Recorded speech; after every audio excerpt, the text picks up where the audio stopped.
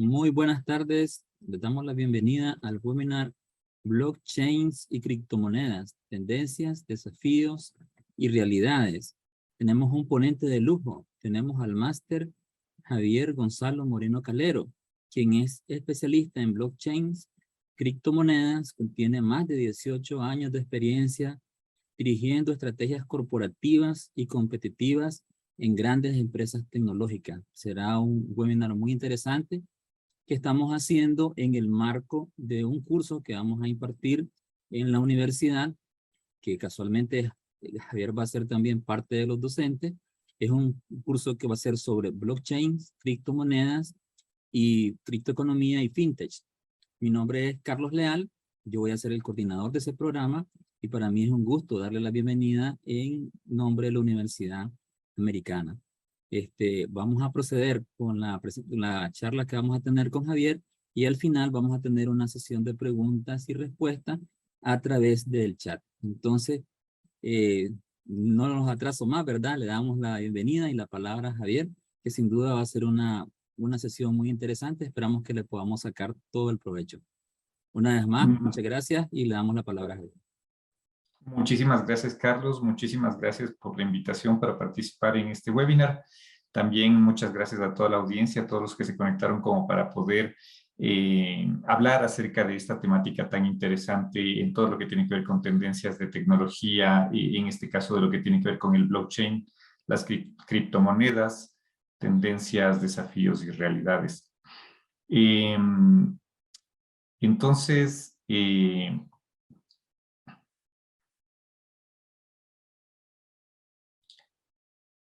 solo para... Sí, estaba nada más haciendo el chequeo de control acerca de de la presentación, de la información que vamos a hablar, de los elementos que vamos a desarrollar. Como habíamos conversado acerca de la temática, ¿no es cierto? Lo que vamos a ver ahora es acerca de blockchain y criptomonedas, tendencias, desafíos y realidades. Pero para hablar de esta temática, una cosa muy importante que hay que considerar es qué significa y qué es la confianza sin intermediarios. ¿Por qué vamos a hablar de esto y por qué forma parte de este desarrollo? Es porque blockchain como tal se define como una generación de confianza sin necesidad de tener intermediarios. Pero un poco como para poder entrar dentro de esta temática, ¿no es cierto?, acerca de lo que es el blockchain y esta tecnología que está cambiando tantas cosas, es necesario considerar que vamos a necesitar identificar primero qué es la confianza. Entonces,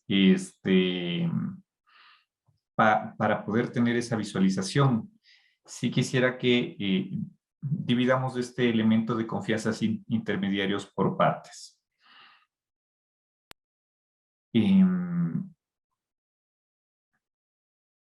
Tal vez al dividirlo por partes, lo que les quiero proponer básicamente es que podamos hacer la revisión de esta presentación en dos elementos desde la parte contextual del inicio. ¿Qué significa confianza? ¿Cómo entendemos la confianza y cuáles son los elementos de la confianza que nos permitirían identificar los elementos de esta tecnología y la forma en que trabajan las criptomonedas hoy? Entonces, bueno, primero, la confianza es algo que se logra ganar en el tiempo en función de las experiencias que tiene la gente con determinada institución. Para mostrar un ejemplo, este es un dato acerca que muestra la Asociación de Banca Ecuatoriana y se muestra a nivel de estudios donde la población define qué tanta confianza tiene en cada una de las instituciones. Y al menos acá en el Ecuador, pues la banca es la que tiene el número 1 de confianza de las personas y la población.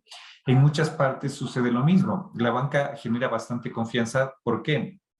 Porque al hablar de transacciones monetarias y de economía, la confianza es la base para gestionar ese tipo de acciones. Y la gestión de mercados, economía, moneda, tiene que ver con confianza. Entonces, en este caso, Lo que estoy mostrando básicamente es un detalle de una información de una encuesta realizada donde mostramos que el número 1 de confianza está en la banca. Y no podía ser de otra forma, porque si va a transaccionar sobre moneda, a la banca le vamos a confiar las cuentas, les vamos a confiar el dinero que está en las cuentas de ahorro, en las cuentas bancarias, pues la confianza es lo primero que debe existir. ¿Cómo funciona esta generación de confianza y por qué la banca es el número 1 de las instituciones en confianza? Bueno, lo que sucede es que la banca funciona como un intermediario. Es un intermediario que garantiza que se realicen las transacciones. Es un intermediario que custodia el dinero que sus clientes depositan en él. Y es un intermediario que registra cada dinero que se va depositando o que va saliendo de su custodia. Entonces, en este caso, el banco funge como un intermediario para que las transacciones, la custodia de dinero y el registro de las entradas y salidas se hagan de forma adecuada, garantizando a todas las partes que se cumplen con reglas y garantías específicas para tener confianza de que lo que se ha pedido o se ha hecho es así. Esto empezando desde la parte de confianza, ¿no es cierto? Y la definición y actualmente cómo los bancos funcionan en torno a esta generación de confianza. Para hacer un ejemplo muy breve, ¿no es cierto? Digamos que tenemos al usuario A. Este usuario A tiene un dinero, un monto económico y lo que quiere es poderlo dejar en algún sitio que le pueda cuidar este dinero, que lo proteja y que le pueda dar intereses al respecto. Entonces decide abrir una cuenta de ahorros en un banco y deposita su dinero en este banco. Este depósito definitivamente involucra la confianza per se. Estoy confiando en que el banco va a hacer un buen manejo de esto y va a seguir estos 3 elementos que comentamos. Va a custodiar el dinero, va a registrar las transacciones que realice de forma adecuada y va a garantizar que esas transacciones se efectivicen tal cual como el usuario quiere. Mostremos el ejercicio de una transacción y entonces hablemos acerca del usuario B. El usuario B es una persona que en función de cierto tipo de acción o actividad que tuvo con el usuario A, resulta que definen y hacen una transacción. Y en esta transacción el usuario A se compromete a entregar valores, un valor monetario al usuario B. Y para esto utiliza su intermediario, que en este caso es el banco, y para esto hace una transferencia del dinero de su cuenta bancaria a la cuenta bancaria del usuario B. Hasta aquí, dentro de este ejercicio de transacción, el banco sigue fungiendo como un intermediario, el cual verifica y garantiza que el dinero que tenía el usuario A pasa al usuario B adecuadamente, garantizando que los valores monetarios se mantengan ahí. Cuando pensamos esto en el entorno físico, esto es bastante claro de ver, ¿no es cierto? Si yo tengo un dinero, unas monedas, y estas monedas les paso del usuario A al usuario B, eso tranquilamente se entiende que no va a haber ningún tipo de complicaciones en la verificación de la transacción, porque al ser algo físico, si tengo 2 monedas y esas 2 monedas las paso al usuario B, yo me quedo sin esas 2 monedas como usuario A y el usuario B pasa a tener estas 2 monedas de manera física. El momento que estamos hablando del entorno digital, empezamos a entrar dentro de un problema para poder definir la validez de las transacciones, porque en el entorno digital, al no ser moneda física, digamos, en un documento de Word, en la parte física, digamos, si es que este documento lo imprimo, tengo este documento físico y si lo entrego a alguien, solo una persona se queda con el original. En el mundo digital, yo a ese documento de Word puedo compartirlo y generar copias de ese documento de Word. Y varios usuarios podrían tener el mismo documento de Word. Existiría un original y varias copias de ese documento de Word. Pero no podría verificar cuál es cuál y no podría tener certeza de si ese documento en efecto está siendo compartido por varias partes. En este sentido, igual el banco funge como un intermediario que genera confianza porque lo que hace es el registro de deducir el monto económico que el usuario A le hizo al usuario B y el banco registra este valor adicional al usuario B. Entonces el banco, a pesar de que en el entorno digital se podrían generar copias y sería más difícil poder visualizar dónde están los originales, el banco se encarga de hacer esto y tienes los originales en donde apliquen y no hay ninguna copia al respecto. Entonces, de esta manera, digamos que estamos vinculando la confianza que actualmente la banca ha venido generando. Y más o menos así es como se permite o se visualiza el entorno de la confianza que se genera al realizar transacciones, garantizando que todos tienen la porción que deben en función de un registro adecuado y una custodia adecuada. Ok, entonces ahora vamos a la siguiente parte y es, ok, ya está definido de alguna perspectiva la información o el concepto en cuanto a esta confianza para poder garantizar la entrega de transacciones y elementos monetarios sobre originales, sobre elementos o activos originales. Y de ahí la pregunta viene sobre la siguiente parte. Esta siguiente parte es sin intermediarios. ¿Cómo funciona la parte de sin intermediarios? ¿Cómo complementamos? Confianza sin intermediarios, que es el concepto que se basa en lo que tiene que ver con blockchain. Entonces, en este ejercicio, básicamente ya no existe un banco, no hay una entidad o institución intermediaria que vele por la garantía de las transacciones que se realizan. Ya no hay personas o entidades que estén de por medio para que la transacción se pueda realizar con total confianza. Y por eso es confianza sin intermediarios, porque ya no hay ningún intermediario específico. Ya lo que está simplemente dentro de esta gestión es la tecnología del blockchain, que permite hacer exactamente lo mismo que en este caso del ejercicio hacia la banca, pero sin necesidad de que esté la banca ahí, sin necesidad de que haya un banco, sin necesidad de que haya una institución que regule o registre de cada uno de estos elementos. Entonces, claro, con estas características, ¿no es cierto? Lo que empezamos a ver acerca del blockchain es que nos permite llegar a un nuevo contexto y una forma de pensar diferente para gestionar los elementos de las aplicaciones que se pueden desarrollar al respecto. Y aquí vamos a empezar a hablar un poco acerca ya de las criptomonedas. Finalmente, en este ejercicio de confianza sin intermediarios, eso es lo que hace la tecnología blockchain. Pero ¿cómo empezó?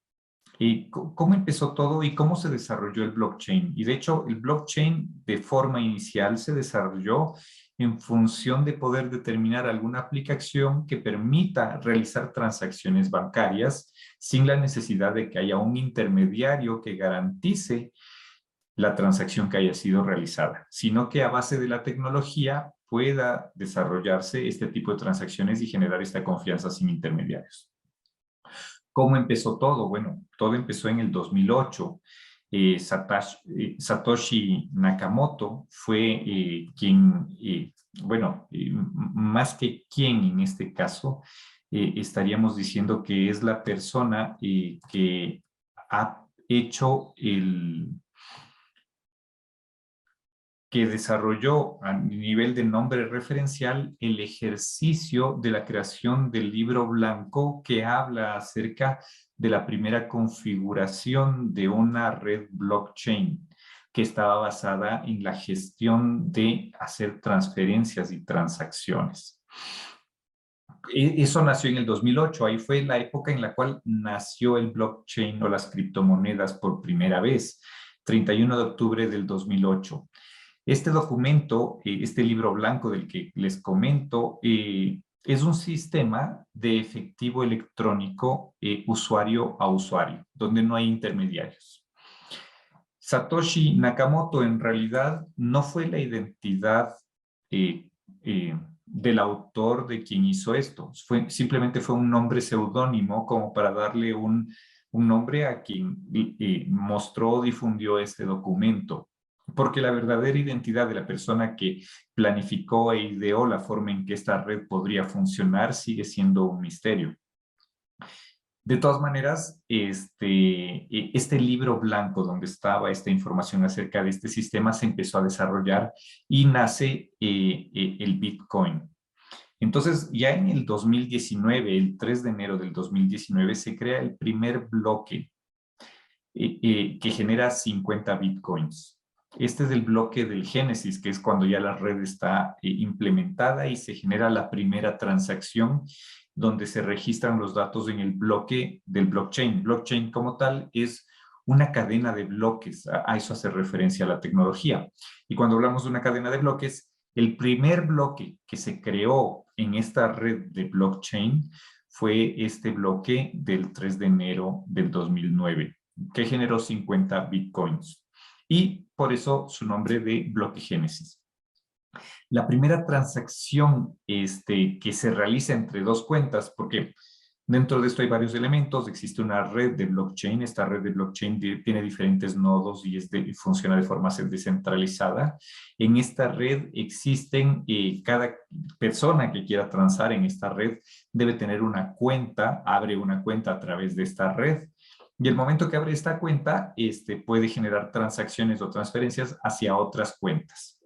Entonces, la primera transacción que se realiza entre dos cuentas fue el 12 de enero, transada por prácticamente nada. Estamos hablando de $0,00076, es decir, absolutamente nada, porque dentro de ese entorno y en ese tiempo, el valor el valor de los bitcoins, que fue la primera red en que se desarrolló al respecto, era muy, muy, muy bajito, muy bajito.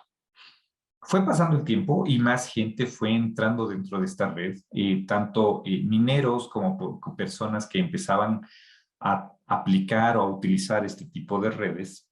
Y en el 2010 lo que sucede es, y se lo conoce como el Día de la Pizza del Bitcoin. El 22 de mayo del 2010 se realizó la primera compra de un bien a través de Bitcoin.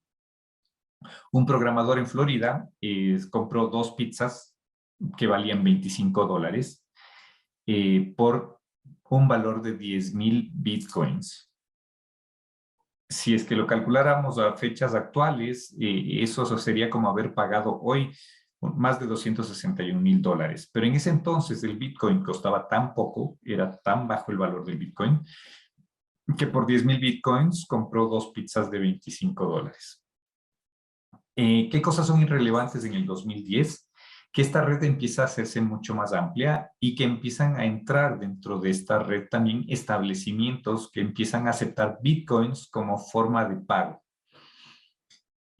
Una vez dicho eso, lo siguiente que sucede es que, claro, hay más gente que entra, más gente que abre cuentas en este tipo de red, establecimientos que empiezan a conectarse a este tipo de red como para recibir pagos a través de esto.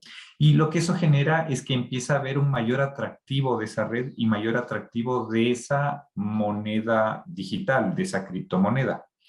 Y claro, en el 2011 lo que sucede es que un Bitcoin ya llega a ser igual a $1. Entonces, el servicio de pago BitPay informó que más de 1,000 comerciantes en el mundo ya estaban aceptando bitcoins para transar y recibir bitcoins en función de entregar bienes o productos o servicios. El crecimiento de esta red sigue desarrollándose, sigue sucediendo esto, y en el 2013 lo que pasa es que el Bitcoin supera la valoración de $1,000. El 19 de noviembre del 2013, el Bitcoin alcanza una valoración de $1,000 y empieza a atraer la atención de instituciones financieras del mundo, porque antes del 2013 esto era algo súper de nicho que no era conocido ni difundido globalmente, y lo que hacía era que no fuera visto por el resto de instituciones. Ya pasando el valor del Bitcoin a más de $1,000, su valoración, pues muchas instituciones financieras empiezan a pensar qué es esta red, cómo es lo que está funcionando esta tecnología y qué es el Bitcoin como tal, que fue la primera criptomoneda. Y así fue pasando el tiempo y se fue desarrollando y esta red ha seguido creciendo, y después veremos cómo están las valoraciones y el precio de compra de los bitcoins en el mercado de valores. Pero uno de los puntos importantes está en el 2017, donde en el 2017 Japón hace, dentro de su ley monetaria, reconoce a las criptomonedas como un método legal de pago. Eso no sucede en todos los países del mundo, pero en Japón desde el 2017 el pago a través de criptomonedas se vuelve un método legal de pago. Y es el primer país en que recibe estas criptomonedas como método de pago. Como dato, si es que uno va a Japón, tranquilamente podría pagar en bitcoins o en criptomonedas en general. Eso en Japón es algo legal. La siguiente parte que tenemos está en lo que sucede después de esto, que es el entendimiento de cómo la tecnología funciona. ¿Cómo es este blockchain que ya había hablado, que es una cadena de bloques, ¿no? El blockchain es una base de datos, eso básicamente es. Es una base de datos que está registrada o que registra todas las transacciones y las coloca en una red colaborativa y descentralizada. Aquí hay dos conceptos importantes y diferentes de lo que tradicionalmente podríamos pensar con almacenamiento de información o bases de datos. Normalmente las bases de datos están en sitios centralizados, es decir, está en un solo servidor, en un solo clúster. Ahí suele tenerse una base de datos y se suele acceder solo a esa base de datos para poder ver la información e ir cargando o actualizando la información. Y normalmente suele ser centralizada y gestionada por una sola entidad, solo una persona, solo un equipo de trabajo. Entonces, las dos diferencias que tiene el blockchain, la primera si bien es cierto, sigue siendo una base de datos, sigue siendo un almacenamiento de registro de información donde se registran todas las transacciones que se realicen, las diferencias son que ya no es solo un equipo de trabajo o una persona o una entidad que almacene esta base de datos y que hace la actualización, sino que es una red colaborativa. Hay múltiples nodos con múltiple gente que tiene, que tiene parte dentro de esta red.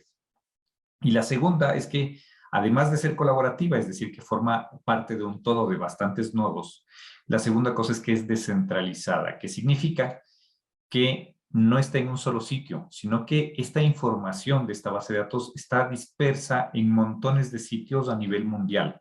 Por eso estamos hablando de que es una red de blockchain, porque tiene muchos nodos y esta red es mundial. Entonces, cada nodo tiene información de la red y está descentralizada. No hay un sitio específico donde podría estar toda la información de la red de blockchain. Esto es algo que ofrece una nueva forma de colaboración entre extraños, básicamente, porque los bancos surgieron en su inicio como para facilitar que dos personas que no se conocen puedan realizar transacciones entre extraños sin necesidad de confiar el uno entre otro, porque lo hacían a través de una autoridad centralizada. En este caso, sucede lo mismo, nada más que ya se puede colaborar entre extraños sin la necesidad de tener un intermediario. Ok, entonces, volviendo o siguiendo la conexión, que si bien hemos hablado acerca de lo que tiene que ver con criptomonedas, finalmente la tecnología del blockchain, podemos ver que la gestión de intermediarios está tradicionalmente en muchas aplicaciones. Muchas aplicaciones tienen un intermediario para poder desarrollar los servicios que se prestan. Y básicamente nos estamos refiriendo a aplicaciones cliente-servidor, donde hay un servidor donde se almacena y se centraliza todo, y este servidor brinda respuestas a cada uno de sus clientes. En este caso, en el caso de blockchain, se necesita un cambio de paradigma ahí, porque ya no se piensa en torno a que va a haber un intermediario o una aplicación cliente-servidor para que se desarrollen las acciones, sino que lo que sucede es que desaparece el intermediario. En el blockchain, cualquier aplicación que tenga un intermediario ya puede desaparecer el intermediario y podría desarrollarse directamente usuario a usuario sin un intermediario específico, sino utilizando esta tecnología. Y en el blockchain tenemos tres elementos fundamentales que son los que permiten que esto funcione. El primer elemento son los nodos. Como hablamos de que es una red descentralizada y que es una red colaborativa, involucra que hay bastantes puntos de esta red que se llaman nodos. Estos nodos son los elementos donde se van registrando las transacciones y que en función del protocolo o la metodología del blockchain van verificando que se realice la transacción de forma adecuada y que se verifique que en efecto no va a ser alterada, se va a garantizar que se mantenga en el tiempo y no va a tener problemas de fraude. Entonces ahí estamos hablando de los nodos. Para que un nodo funcione se necesita de mineros. ¿Quiénes son los mineros? Son las personas que permiten que el nodo esté funcionando. Son las personas que activan este nodo. Por dar un ejemplo, en un tiempo estuvo bastante de moda que para ser un minero de blockchain, básicamente una persona se conectaba a Internet, en su conexión de hogar de Internet, compraba una tarjeta gráfica, por ejemplo, de NVIDIA, una tarjeta de procesamiento gráfico de NVIDIA, la traía, la conectaba a su computadora, la conectaba al Internet y a través de esta tarjeta gráfica de procesamiento, lo que hacía esta tarjeta gráfica de procesamiento básicamente era procesar las transacciones de los registros de la red de blockchain. Entonces esta persona se conectaba o se registraba como usuario, como minero dentro de esta red de blockchain, ponía esta tarjeta de aceleración gráfica o de procesamiento gráfico donde se realizaban las transacciones del blockchain y esta persona que hacía esto es llamado el minero. El minero es aquel que permite que las transacciones se realicen y hay muchísimos mineros a nivel mundial. Todos estos mineros lo que permiten es que la red sea descentralizada, que estén montones de partes haciendo las transacciones o registrando las transacciones que se necesitan. Y la tercera parte de una red de blockchain, hablamos de los bloques. ¿Cuáles son los bloques? Bueno, es el registro de las transacciones. Cada registro de una transacción se configura o se tangibiliza en un bloque de esta cadena de bloques. Ok, entonces estos tres elementos son importantes dentro de la red. ¿Cómo funciona ya en paso a paso esta generación de bloques que se van verificando paso a paso dentro de una cadena para poder generar una aplicación válida de transacciones? Entonces, el punto número uno, ¿no es cierto?, es que un usuario que ya tiene una cuenta dentro de la red de blockchain, digamos la red de Bitcoins, este usuario solicita una transacción e indica a qué cuenta se tiene que entregar esta transacción que quiere hacer. El paso número dos es que dentro de la red de blockchain, el nodo más cercano al sitio donde el usuario solicitó la transacción crea un bloque que representa esta transacción. Este bloque tiene dentro de este cubo, dentro de este bloque, la información de la transacción que se va a realizar. Entonces tiene los detalles de esa transacción. Este bloque, luego lo que pasa es que se empieza a difundir a todos los nodos de la red. Todos los nodos de la red empiezan a recibir este bloque que representa la transacción y lo empiezan a incorporar dentro de su gestión o dentro de sus registros.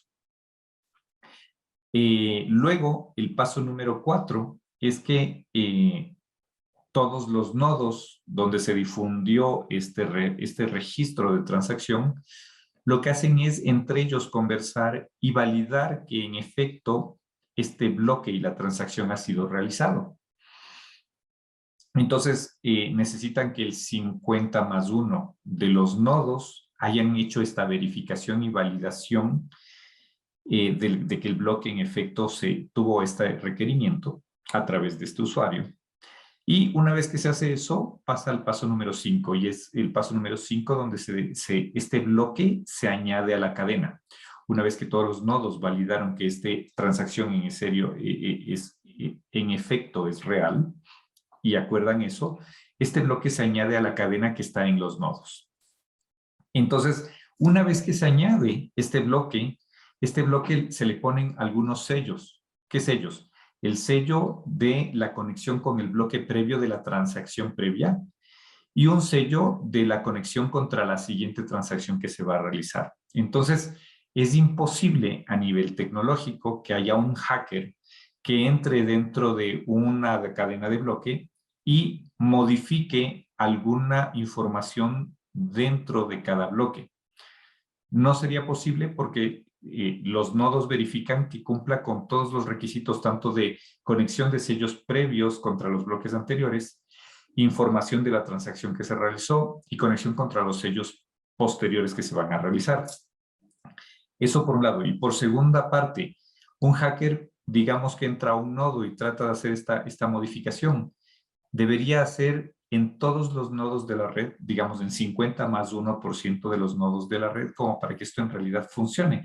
Pero existiendo tantos nodos descentralizados a nivel mundial, es imposible que se pueda realizar en la práctica algún tipo de modificación o afectación o fraude dentro de estos registros. Entonces, es a nivel tecnológico, este tipo de tecnología garantiza que no se puedan hacer modificaciones ni fraudes, ni cambios dentro de las transacciones que ya han sido validadas y registradas. Y una vez que sucede eso en el paso 5, viene el paso 6. El paso 6 es donde la transacción ya se verifica y se ejecuta. Y la ejecución es que lo que el usuario pidió se le entrega a la cuenta de destino. Así funcionan los pasos del blockchain. Entonces, en esto, ¿no es cierto? Aquí está justamente el detalle de la descripción de cada uno de los bloques.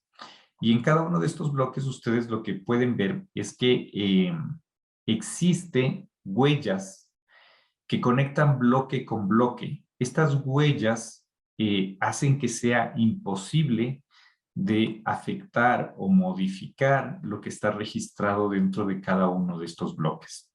Entonces, hace que esta tecnología permite tener seguridad, como decía, confianza. Confianza a través de la tecnología, ya sin necesidad de que haya un intermediario que me verifique que las cosas son así. Ya no es necesario un intermediario. Y entonces, esta tecnología finalmente, con esto que he explicado acerca de los desarrollos que tiene, lo que permite es generar confianza, también permite generar transparencia. Transparencia en el sentido de que la información que está registrada dentro de todas las cadenas del blockchain, dentro de todos los bloques de blockchain, puede ser verificada y validada. También brinda equidad en el sentido de que permite que todos puedan participar de este tipo de acciones, de este tipo de transacciones. Y también me garantiza la reputación, porque no va a permitir que en algún momento los acuerdos que hayan sido definidos para registrar este tipo de transacciones puedan ser modificados. No se pueden modificar. Entonces garantizan la reputación de los acuerdos que se han conseguido. Ahora, hemos hablado de blockchain y hemos hablado de una de las aplicaciones que tiene que ver con criptomonedas y hemos hablado de su funcionamiento.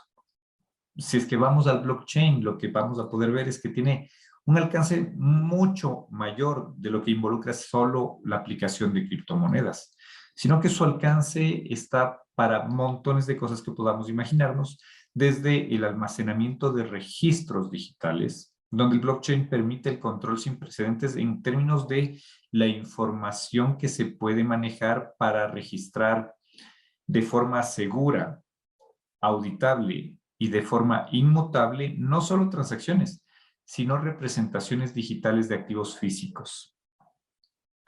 Y de hecho vamos a hablar un poquito acerca de los NFTs, que son parte de las aplicaciones del blockchain, que se desarrollan dentro de redes de blockchain, tal como la red de Bitcoin, que en este caso en realidad en la práctica se utiliza poco por el valor tan alto que tiene el Bitcoin, o en redes como Ethereum, por ejemplo, donde el valor es un poco más bajo.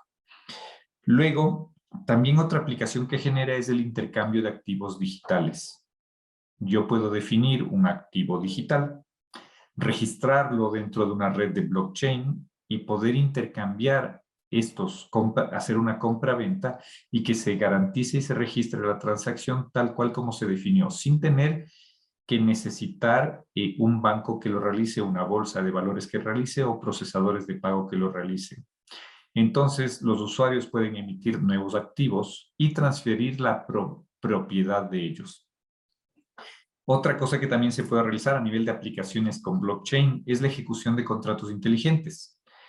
¿Qué tal parecería que sin la necesidad de una entidad, digamos, legal, cuando se genera un contrato entre dos partes, siempre se garantice la ejecución del contrato en función de los términos pactados, sin que haya un tercero que tenga que garantizar que eso suceda así, de forma automatizada, sin que yo tenga que acordarme cuáles fueron las condiciones, sino que en función de los plazos, fechas y características de lo que va sucediendo en el tiempo, este contrato va procesándose automáticamente dentro de este tipo de redes, tal que garantice que se cumplan los requisitos y condiciones que se definieron desde un inicio, sin necesidad de que haya ningún intermediario. Eso es parte de lo que se puede tener con estos contratos inteligentes que están dentro de redes de blockchain. ¿Qué otro tipo de aplicaciones tenemos? En lo que tiene que ver con estos contratos inteligentes, nos permiten definir adecuadamente las reglas de juego, que son condiciones definidas desde el inicio y que van registradas dentro del código del contrato. Nos permite garantizar la implementación de este contrato, ejecutándolo adecuadamente y monitoreando su cumplimiento, además. Y finalmente también nos permite la verificación. Verificar que los resultados son válidos instantáneamente sin que un tercero diga si es exacto o es correcto o no. Entonces, tiene algunas aplicaciones del blockchain a nivel de lo que tiene que ver con los contratos digitales. ¿Qué aplicaciones se pueden desarrollar con blockchain? Un poco como para ver estas tendencias que se podrían desarrollar y el futuro en torno a esto. Por ejemplo, ya no se necesitaría un intermediario para hacer votaciones. Un Tribunal Supremo Electoral, un Consejo Nacional Electoral, etcétera. No sería necesario. Puedo realizar votaciones a través de blockchain y el blockchain me garantiza que va a haber confianza en esas votaciones sin necesidad de que haya un tercero que esté haciendo veeduría y verificando que en realidad se lleve a cabo adecuadamente. Puedo hacer también tracking de productos a través de blockchain. Yo puedo, digamos, en torno a todo lo que tiene que ver con el consumo amigable con el medio ambiente, yo puedo registrar los productos que se van a comercializar, digamos, de Centroamérica, se van a comercializar en China, y puedo agregarles un código QR de verificación a través de una red de blockchain que me garantice la trazabilidad de ese producto, de dónde salió, a través de qué productores se generó y que nos dé la garantía de que las gestiones y certificaciones de ese tipo de productores consideran elementos de gestión amigable con el medio ambiente. Entonces me permite hacer un tracking y me permite ir viendo cómo va pasando desde el fabricante hasta el mayorista, después a través de la naviera, y hasta llegar a aduanas y ir a través de los comerciantes, etcétera. Yo puedo ver por dónde pasó ese producto al hacer un tracking de productos. Otro de los elementos interesantes donde ya no se necesitarían intermediarios es en la identidad digital. Imagínense tener su documento de identificación de ser ciudadano como cédula o documento de identificación, pero sin la necesidad de un registro civil. Esa es otra de las aplicaciones que permite el blockchain. Permite tener una identidad digital única, que también se puede utilizar en la parte física, sin necesidad de tener un registro civil. Entonces, volvemos al punto de qué otras aplicaciones se pueden desarrollar pensando que ya no se necesitan intermediarios. Pensemos en Uber o Cabify o la oferta de transporte de estas startups de transporte. Entonces tenemos de un lado demanda, usuarios que necesitan utilizar un transporte, y del otro lado tenemos la oferta, personas que brindan sus servicios de transporte. Y ambas partes lo utilizan a través de un intermediario, que en este caso es Uber o Cabify o el que aplique. Y Uber define en función de sus políticas internas centralizadas cuáles son las características en función de cómo van a pagarle a los taxistas y cuánto es lo que van a cobrar a los usuarios. A través de blockchain se puede desarrollar un esquema en el cual ya no sea necesario los intermediarios, ya no sea necesario Uber, sino que sea una aplicación nueva, la cual está trabajando a través de blockchain y permite que cada servidor de transporte pueda definir inclusive sus propias tarifas y políticas, y eso pueda ser conectado para que cada usuario pueda definir también sus propias condiciones específicas de pago y de validación o requisitos funcionales que tengan de uso del transporte, para que se pongan de acuerdo entre usuarios y transportistas sin que haya un intermediario de por medio, sino solo la tecnología que aporta esto con definiciones personalizadas para cada uno.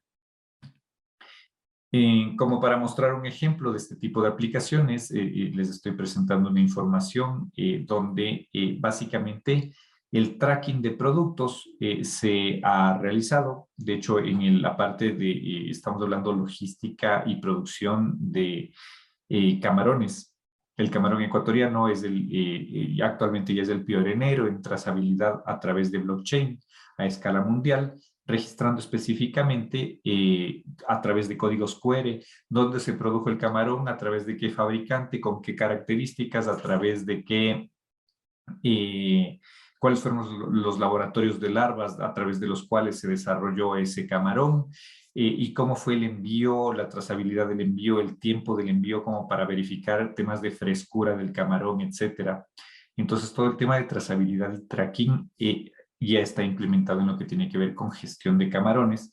Eso lo que permite es que un usuario final que va a comprar el camarón escanee el código QR e identifica perfectamente si es que está fresco, si pasó por las mejores manos, si fue tratado adecuadamente y cuántos elementos estuvieron dentro de la cadena. Entonces, permite más transparencia dentro de la gestión en lo que tiene que ver con productos.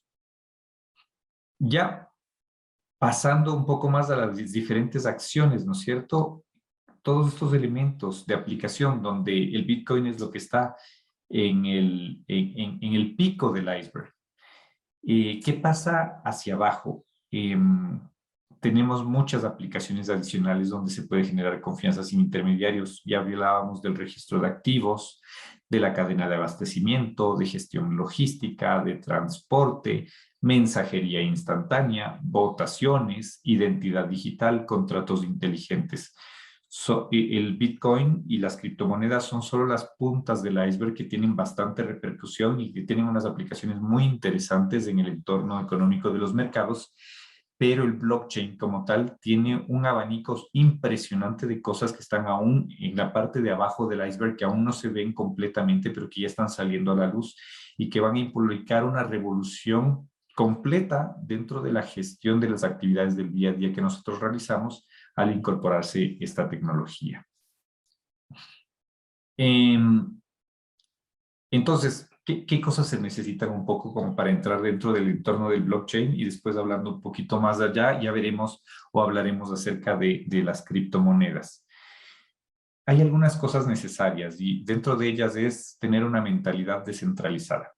Es decir, ya no pensar o no requerir o no buscar soluciones con la centralización o con un esquema cliente-servidor, sino más bien en un esquema descentralizado donde desde diferentes modos se pueda atender los requisitos sin la necesidad de tener un sitio central donde se guarde, maneje y registre todo.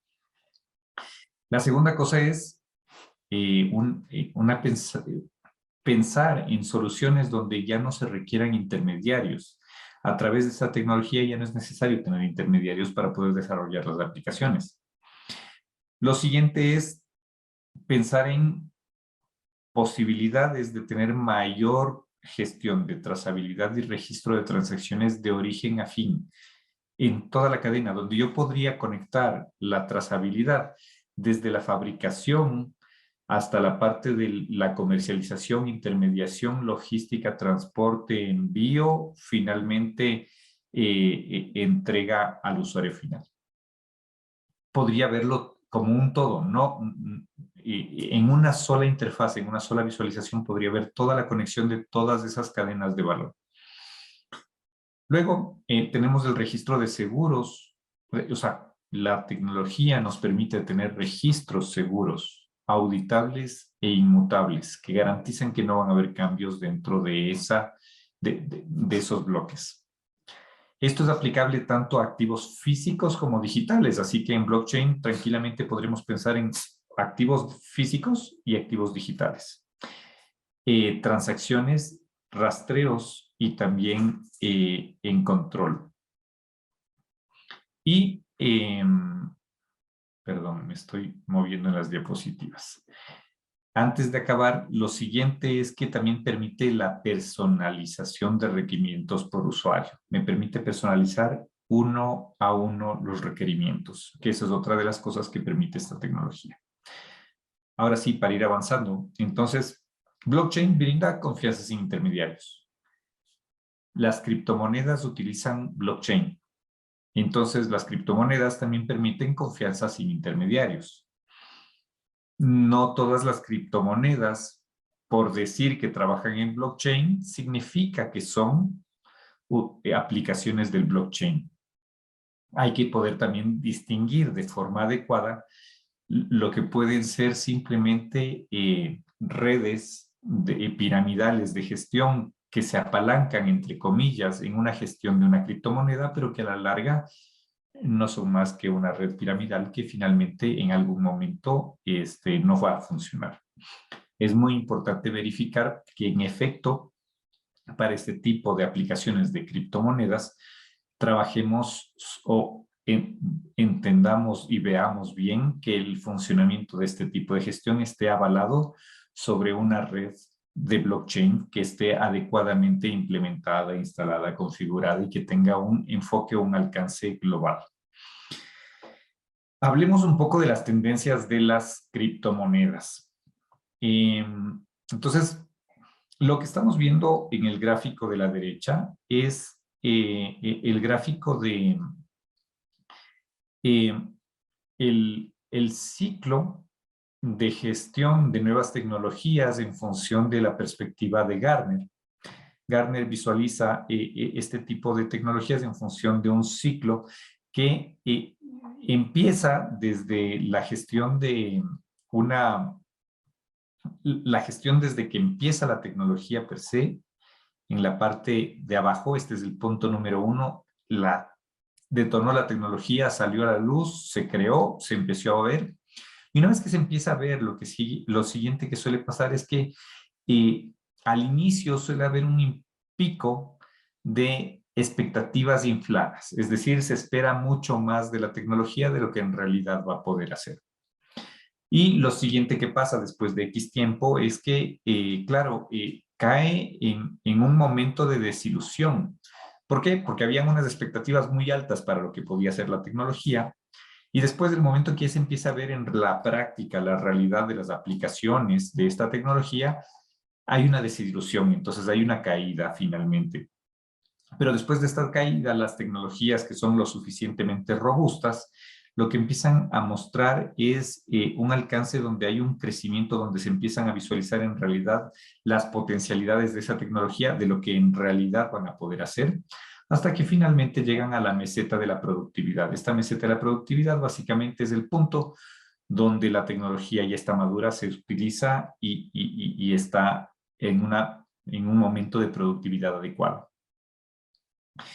Dependiendo del caso, de las tecnologías y del tipo de aplicaciones, los elementos pueden estar en diferentes etapas de esta gráfica, de este ciclo. Y justo para ello, ya comentando un poco cómo funciona esta gráfica del ciclo, veamos el siguiente cuadro. Este es justamente de Gartner, el ciclo del blockchain, y que esto está actualizado a mediados del 2021, a julio del 2021. Ustedes pueden ver cómo están las expectativas versus las expectativas versus el ciclo como tal. Y aquí podemos ver diferentes tipos de aplicaciones de la tecnología blockchain en específico, pero como para ir enfocándonos sobre ciertos elementos, ¿no es cierto? Lo que tiene que ver con criptomonedas, claro, las criptomonedas son las que nacieron con el blockchain, así que ellas ya pasaron en términos de tecnología las partes más complicadas de saber cómo se iban a desarrollar y saber cómo iban a avanzar. Y de hecho ya tuvieron la caída de desilusión y ahorita están empezando a subir a través del crecimiento o de la gestión de lo que en realidad pueden utilizarse y funcionar. Aún no llega a la meseta de la productividad, aún está en su fase de crecimiento.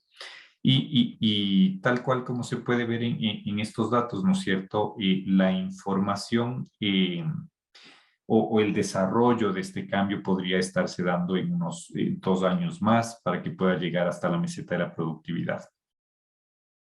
De aquí tenemos, por ejemplo, las billeteras de blockchain, que son parte de esta gestión, que también está un poquito más atrás de las criptomonedas, pero que ya ha pasado bastantes de los elementos de las fases de esto que estamos viendo de este ciclo.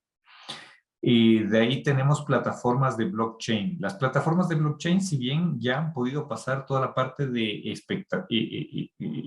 el momento de expectativas infladas, ahorita está justo en la parte de la caída de desilusión.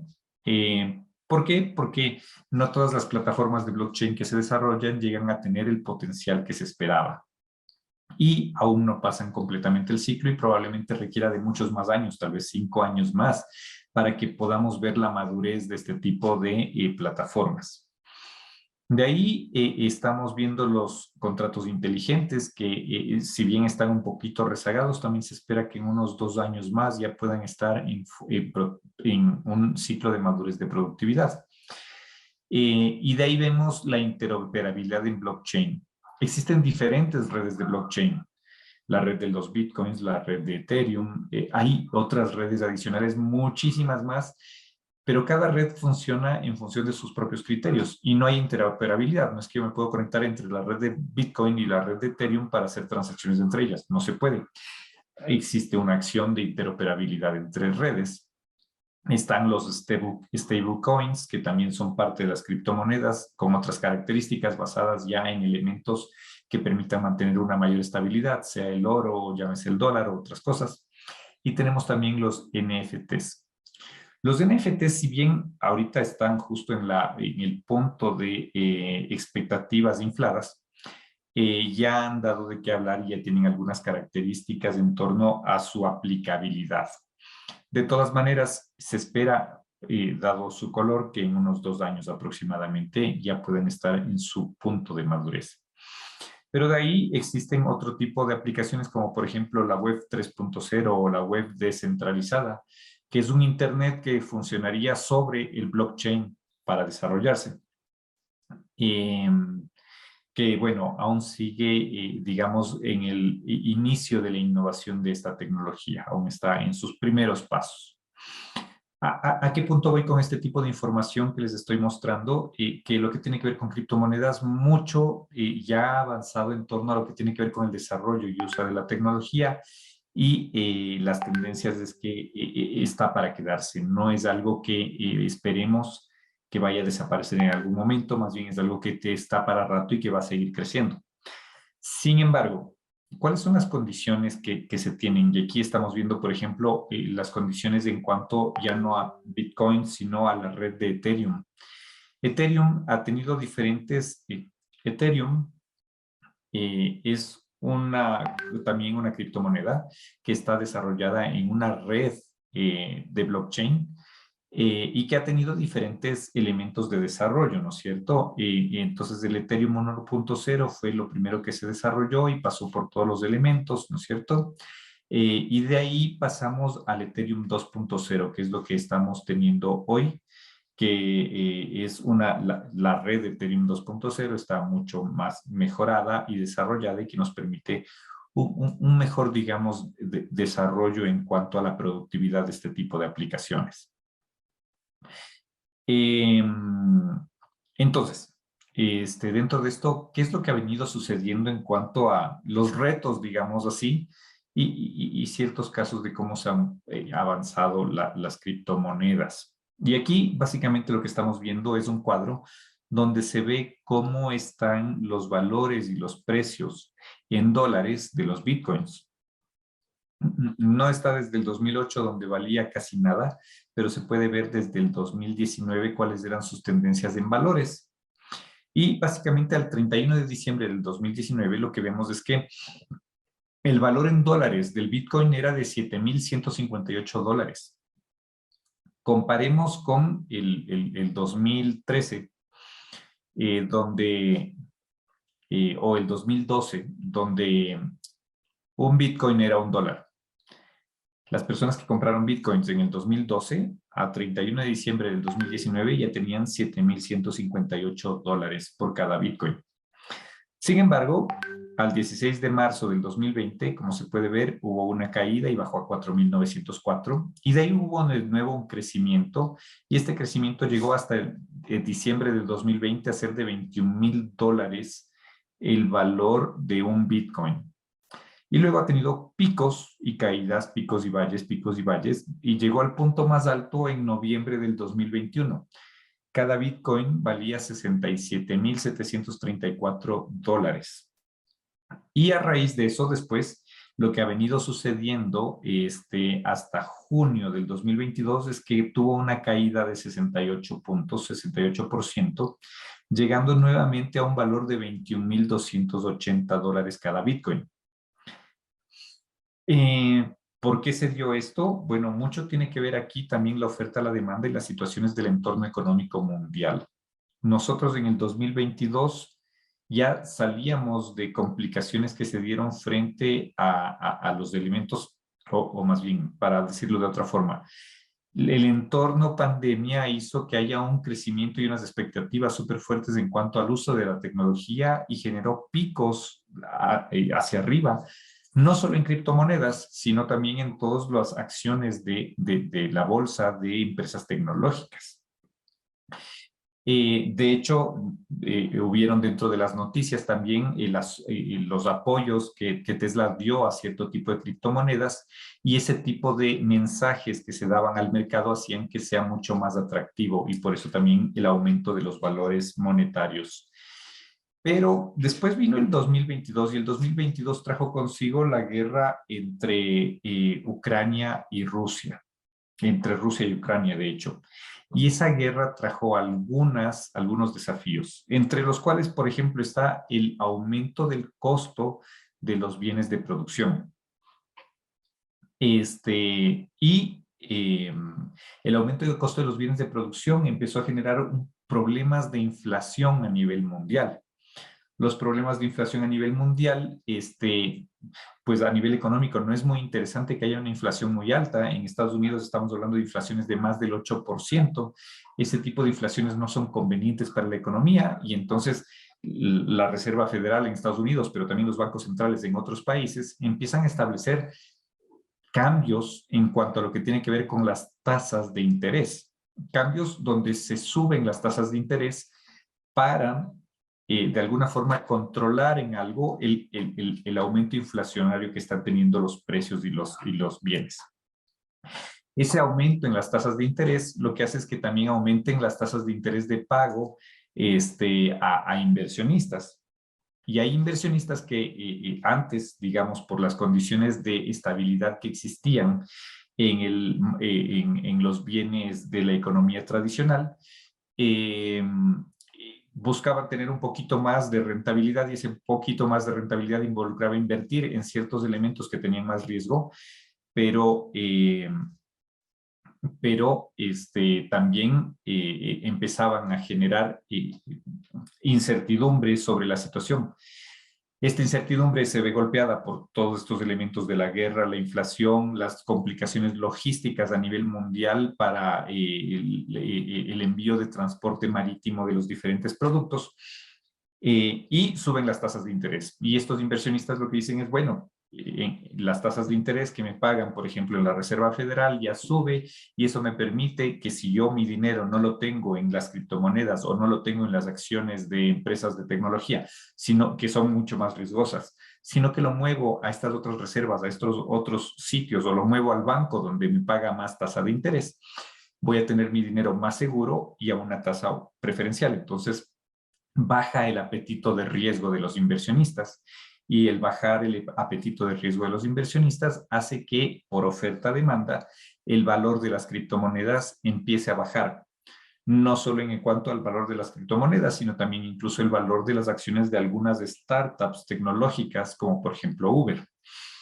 Entonces, esas condiciones hacen que el valor de las monedas, de las criptomonedas, hayan bajado. Sin embargo, pese a este bajón, ¿qué es lo que sí se puede observar? Que el bajón llegó hasta al monto o un monto similar al que hubo en diciembre del 2020, pero no ha bajado mucho más que eso. Si bien es cierto, hay pronósticos de que pueden llegar a bajar un poco más, no va a volver a llegar a los valores que se tenían, por ejemplo, en el 2008 que se creó o en el 2010. No va a llegar a ese tipo de valores, sino que va a empezar a estabilizarse. ¿Estabilizarse en qué sentido? Bloomberg tiene una gestión en cuanto a pronósticos de cómo se están moviendo las criptomonedas, y claro, dentro de eso, simplemente como para poder conectar con esos pronósticos, mostramos o muestro ahorita un parámetro, una información que muestra el precio del Bitcoin comparado contra los costos en promedio del minado. Porque las personas que hacen minado de criptomonedas reciben un beneficio o una rentabilidad o una regalía por estar haciendo ese trabajo. Y si ustedes ven, en los años anteriores al 2020, a finales del 2020, los valores en promedio de los costos de minado del Bitcoin eran muy similares al precio del Bitcoin. Desde enero del 2021 vemos que los precios del Bitcoin se disparan muy por encima de los precios del costo promedio de minado de los Bitcoins. Y ahorita lo que vemos ya finalmente después de las últimas caídas al 17 de junio del 2022 es que ya volvió el valor de los Bitcoins, del precio de los Bitcoins, a estar muy cercano al valor del costo promedio de minado de los Bitcoins. Pensando en las tendencias históricas, se podría decir que más o menos los valores van a estar por ahí y no se van a mover mucho. Y ya sobre estas características, veamos justamente la consideración en cuanto a los pronósticos. Entonces, más o menos los pronósticos que están pensados es que podría el 2022 acabar con la baja del valor de Bitcoin hasta como en más o menos $7,200.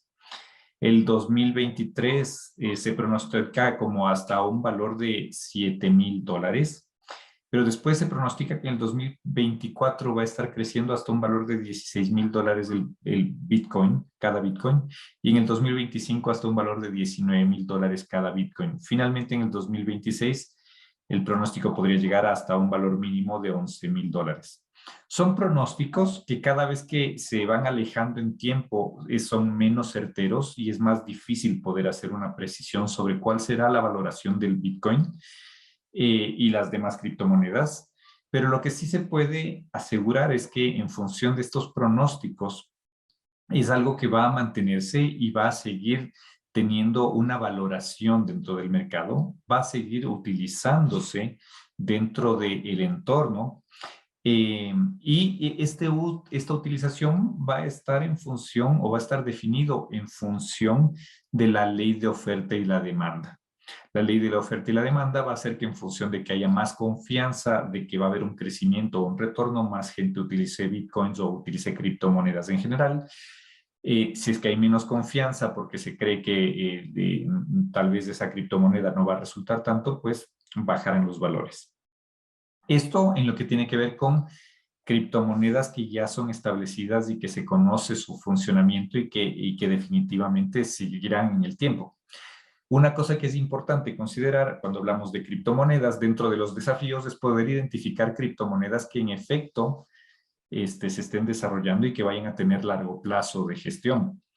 Entonces, hoy por hoy existen bastantes iniciativas donde se empiezan a desarrollar nuevas criptomonedas con nuevos nombres, pero no todas ellas son exitosas y no todas ellas se mantienen en el tiempo. Entonces el desafío es identificar qué criptomoneda es la que más va a ser sostenible Y la única forma de verlo es pensando en función de la red y la tecnología y cómo esté configurada la blockchain al respecto, y el tipo de alcance que podría desarrollarse. Lo que sí, no van a existir muchas criptomonedas. En un futuro lo que se esperaría es que no hayan tantas, sino que existan solo unas cuantas que van a ser las realmente fuertes, ¿no? ¿Qué otros desafíos tenemos a nivel de lo que es la criptomoneda y la parte del blockchain? El otro desafío está en función de lo que son los NFTs. Los NFTs son los tokens no fungibles, que básicamente se refieren a la definición de elementos únicos que permiten, digamos, un NFT es un bien no fungible y esto significa que son bienes que no pueden ser sustituibles por poseer características que los hacen únicos. Un ejemplo para que se pueda entender es, digamos que los zapatos se deterioran con el uso y pueden ser reemplazables. Entonces no es algo único. Por eso su cadena de fabricación es de un bien fungible. Son bienes fungibles, por ejemplo, los zapatos, porque se deterioran y pueden ser reemplazables, no son únicos. Sin embargo, pensando en bienes no fungibles, podemos pensar en obras de arte que son irrepetibles, que son únicas, y que solo puede existir un ejemplar. Ahí estamos hablando de un bien no fungible. Los NFTs, que son tokens que verifican la autenticidad de un bien no fungible, sirven justamente para garantizar la autenticidad de este tipo de activos, sean digitales o sean físicos, que son únicos. Y en la gráfica, como ustedes pueden ver, están unos monitos ahí abajo. Esta gráfica básicamente es una de las creaciones artísticas que hizo una persona que le puso y le asoció un código de un token, un bien, de un NFT, y que lo comercializó en decenas o cientos de miles de dólares al vender este tipo de obra de arte. Los NFTs es una tendencia que se está desarrollando. Dentro de estas tendencias es básicamente poder definir una autenticidad o un certificado de originalidad de un bien que es único para que las personas lo puedan comprar, ya sea que este bien sea digital o sea físico como tal. Entonces, esta es parte de esas tendencias que tenemos sobre el blockchain. Y pasando ya a los temas de desafíos, hay dos elementos fundamentales que tienen que gestionarse o que tienen que verse en cuanto a lo que hablamos de desafíos. ¿Cuáles son? Básicamente la incertidumbre y la regulación. ¿Incertidumbre en qué sentido? Pues de alguna forma la volatilidad que hemos visto en el Bitcoin, donde tiene crecimientos muy altos y de ahí caídas, lo que está demostrando es que hay cierta incertidumbre de qué es lo que va a suceder con el Bitcoin. Y más allá de que uno puede asegurar que el Bitcoin se va a mantener en el tiempo, no puede asegurar específicamente que los valores crezcan a picos muy altos o desciendan súper bajo. Eso no se puede garantizar porque existe volatilidad. Entonces hay incertidumbre de cómo se va a desarrollar los valores de este tipo de criptomonedas. La incertidumbre es algo necesario de poder trabajar como desafío para que pueda esto tener o abarcar una mayor utilización a nivel general. Parte de esto está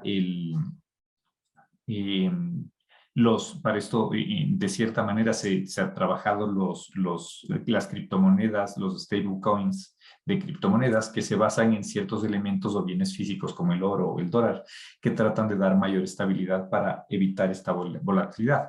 De todas maneras, hay incertidumbre en el ambiente y cualquier noticia o acción que se haga va a tener movimientos dentro de su valoración.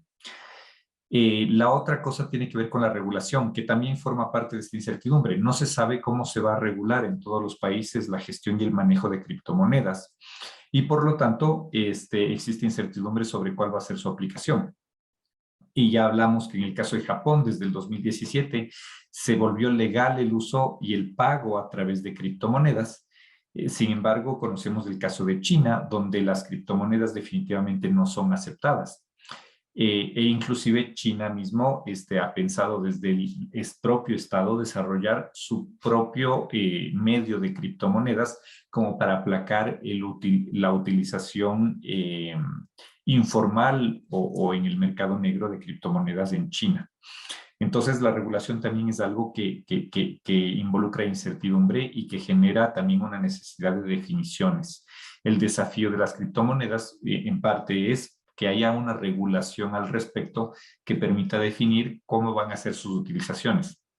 Lo que sí viene pasando es que la regulación y la normativa al respecto del uso de este tipo de nuevas aplicaciones normalmente siempre llega mucho más tarde de la aplicación real. Es decir, existe mucha gente que ya está utilizando en un país donde no se habla o no hay regulación al respecto, ya están utilizando estas aplicaciones, aunque no haya regulación. Y bueno, pues pasa un tiempo amplio antes de que llegue algún tipo de regulación al respecto. Entonces, esos son los desafíos que tiene básicamente las criptomonedas, los NFTs y las aplicaciones de bienes o de activos digitales en el entorno de esta tecnología de blockchain. Pero definitivamente el blockchain está generando cambios y las criptomonedas también van a generar y van a dar de qué hablar muchísimo más en el tiempo porque es algo que está para quedarse.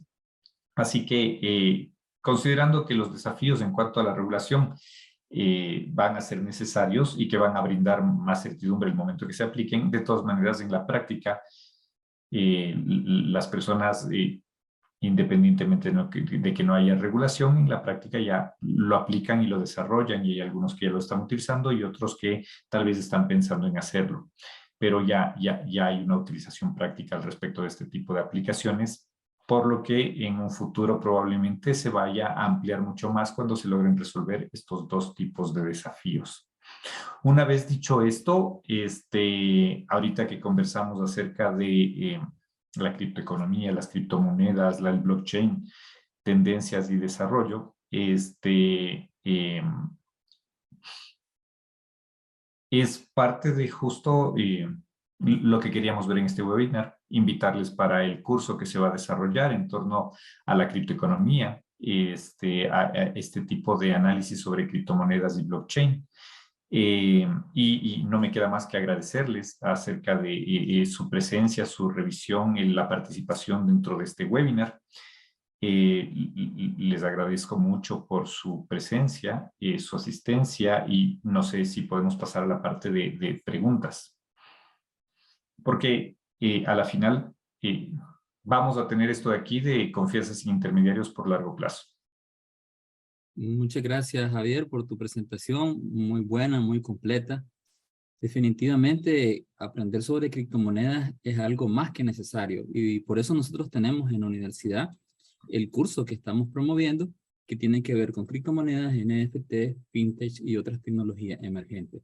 Vamos a dejar un periodo para preguntas y respuestas. Les vamos a agradecer que a través del chat nos hagan llegar sus preguntas para poder darle paso a Javier y poder contestarlo. Preguntas y comentarios, pues, si ustedes quieren. Eros dice en el chat, muchas gracias, es un tema muy importante e interesante.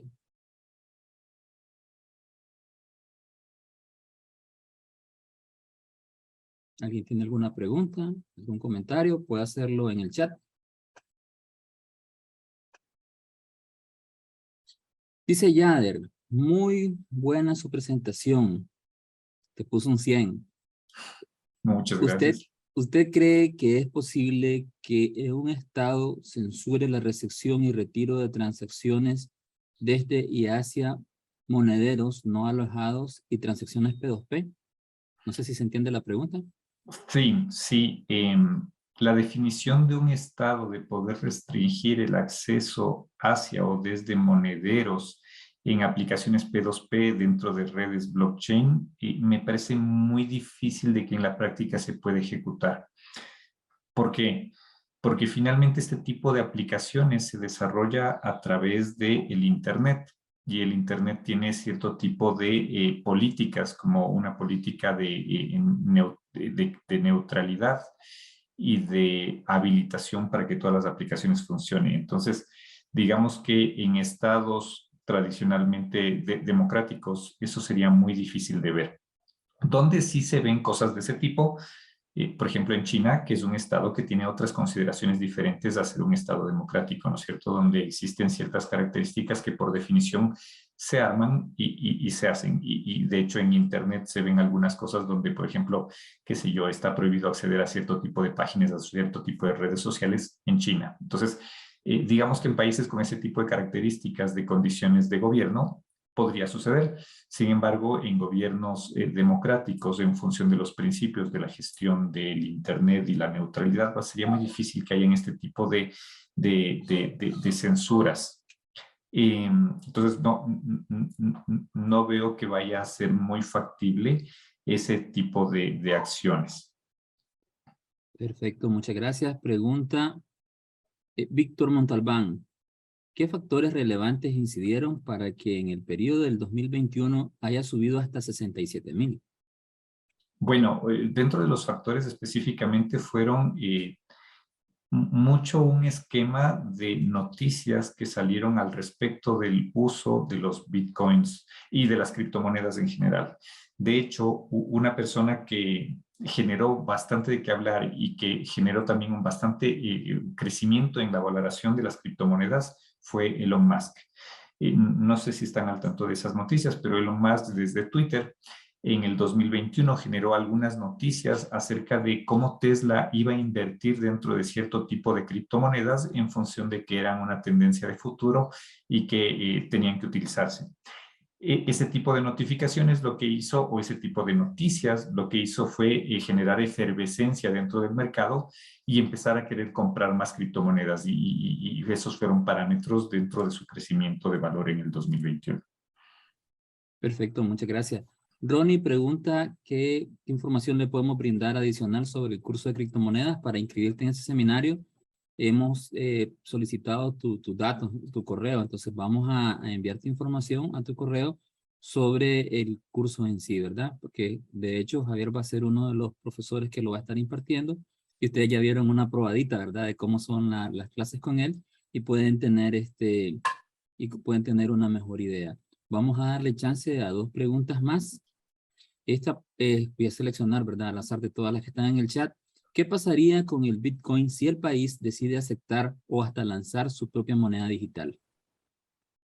Y, o sea, dentro de eso, ¿no es cierto? El punto es sobre el uso de los usuarios finales, más allá de que un país defina lanzar su propia criptomoneda. Más tiene que ver con la confianza que generen los usuarios finales del tipo de criptomoneda que fuera.